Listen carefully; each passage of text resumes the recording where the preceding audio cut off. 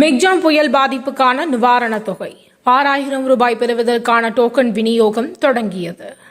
Michaung பாதிப்பு தற்காலிக நிவாரணமாக 7033 கோடி ரூபாய் தேவை.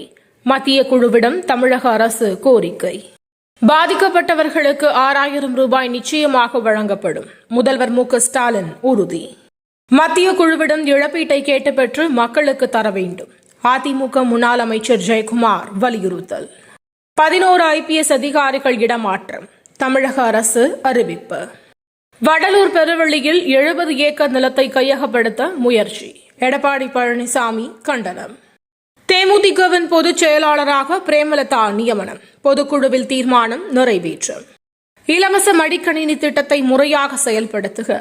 உயர்நீதிமன்ற மதுரை கிளை உத்தரவு. கேள்வி எழுப்பியதற்காக எம்பிக்கள் சஸ்பெண்ட் செய்யப்பட்டது கண்டிக்கத்தக்கது. திமுக MP கனிமொழி கண்டனம்.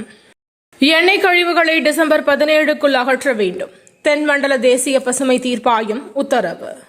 பாராளுமன்றத்துக்கு பாதுகாப்பு அதிகரிப்பு. அதிக கேமரா பொருத்தி கண்காணிப்பு. மாதவிடாய் காலத்தில் பெண்களுக்கு ஊதியத்துடன் கூடிய விடுப்பு அவசியமற்றது. மத்திய அமைச்சர் ஸ்மிருதி இரானி கருத்து.